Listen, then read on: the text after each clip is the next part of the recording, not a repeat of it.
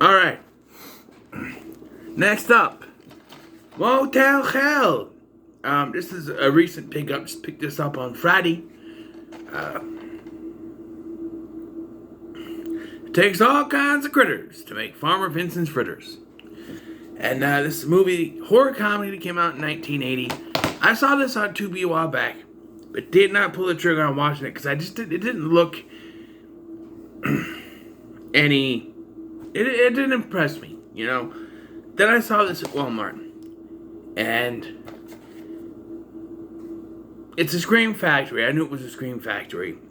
Seeing it right in front of me, I'm trying to collect Scream Factory stuff. I'm like, okay, I have to buy this. But if I buy this, that means I have to review it almost right away to put it in my ranking, which I only have one left, and that's Paranorman. That's a Shout Factory, so. And I'll be doing these Scream and Shout Factory things every year now. By next year, I'm going to try to accumulate more Scream Factory movies or Shout Factory movies to add to the ranking. It'll get bigger and bigger each year. I think I have like 37 in a row, 37, 38 movies for this ranking. And only 2, counting this one, left to review. So we have Motel Hell, which is a story of a brother and sister, these two, there, Vincent and Ida.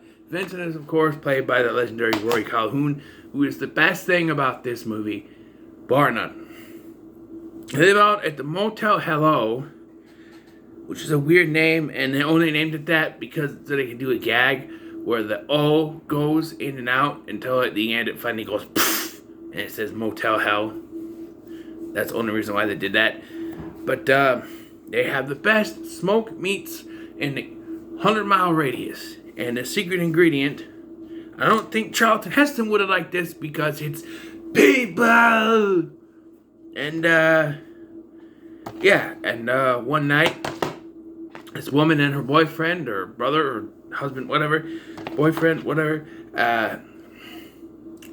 Bo, her name is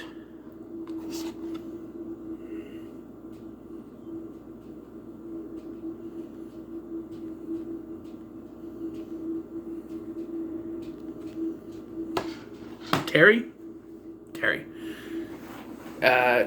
So Vincent saves her, and they kind of have this the Florence Nightingale effect thing because he saved her. She starts to have a thing for him, but then their little brother, who is the sheriff,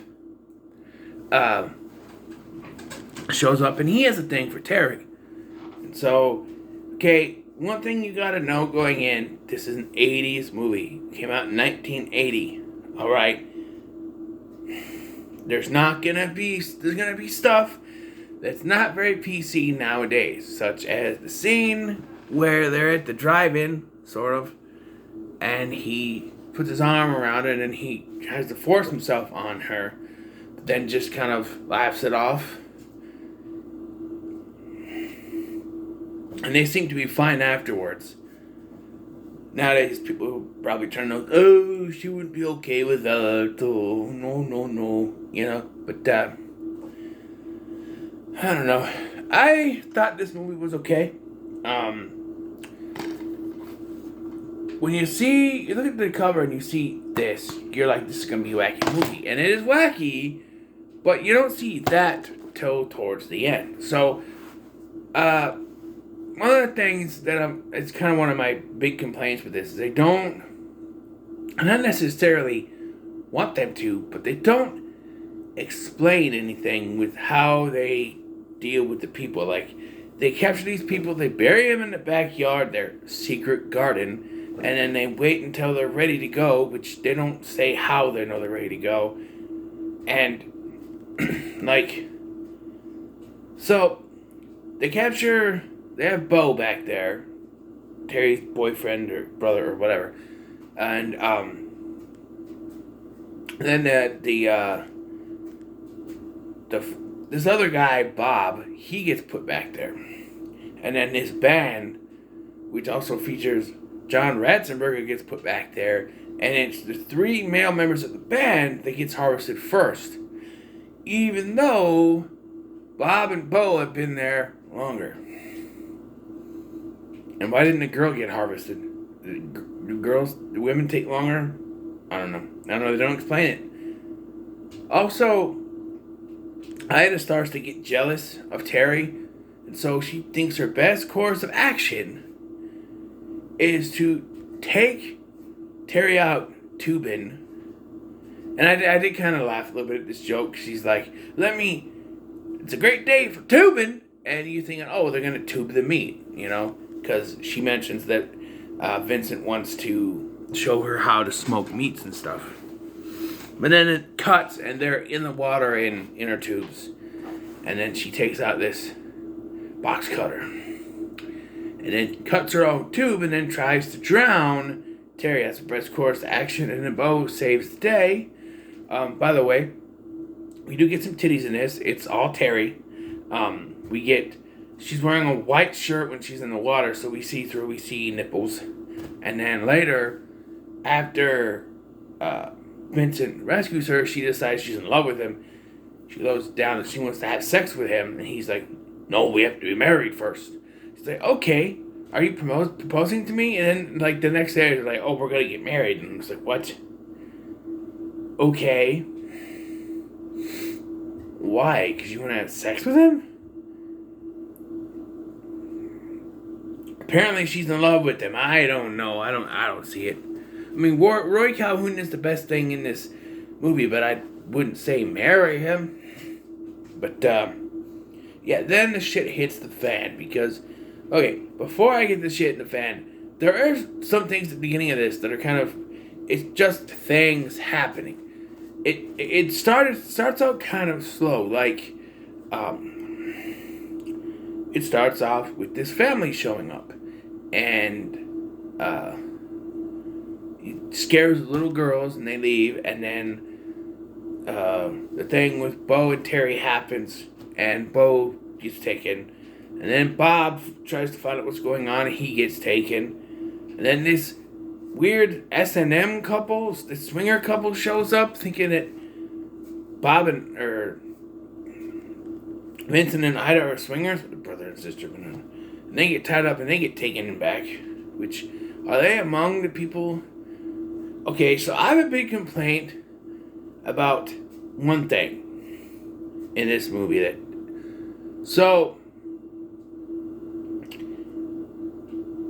they bury them in the ground, and to stop them from making noise, they sever their vocal cords. However, they're still making noise. They're going.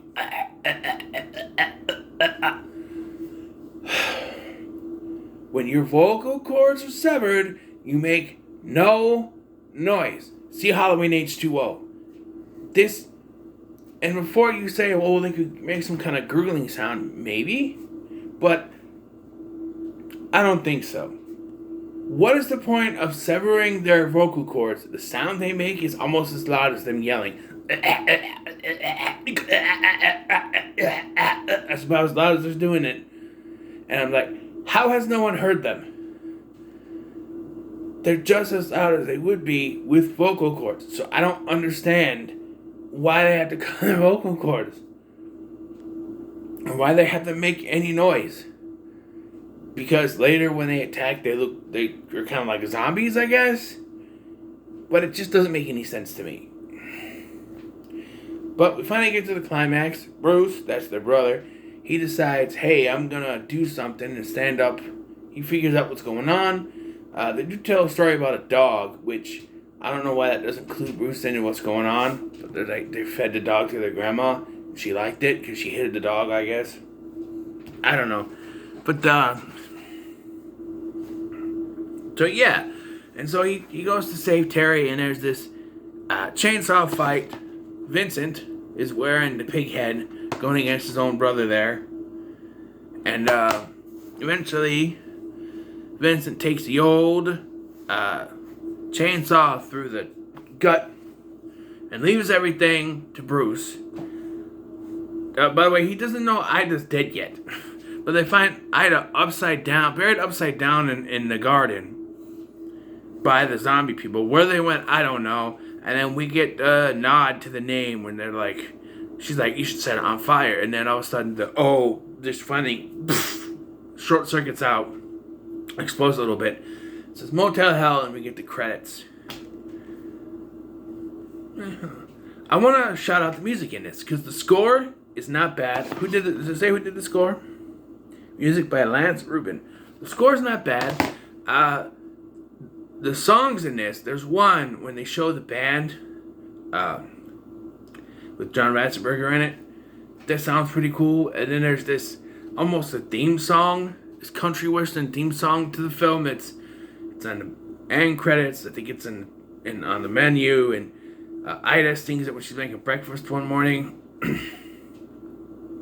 It's kind of weird, but I kind of like it. But yeah, actually, the director Kevin Connor wanted. They wanted to make this before Kevin Connor came on board. They wanted to make this a wacky kind of film. They wanted Tobe Hooper to direct it. And they wanted to make it more in the vein of Texas Chainsaw Massacre.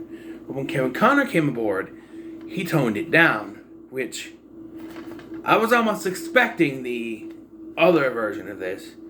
But as it stands, this movie, it's an early 80s film, so you know how I feel about those. Some of those are kind of meh for me.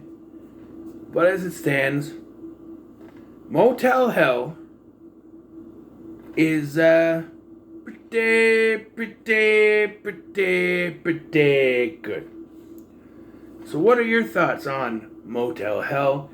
Let me know in the comments below. Make sure to like, share, and subscribe. Thank you for watching. I've been Scotty, and I'll see you in the next one. We're going to finish up this Scream and Shout Factory videos. Yeah, bye.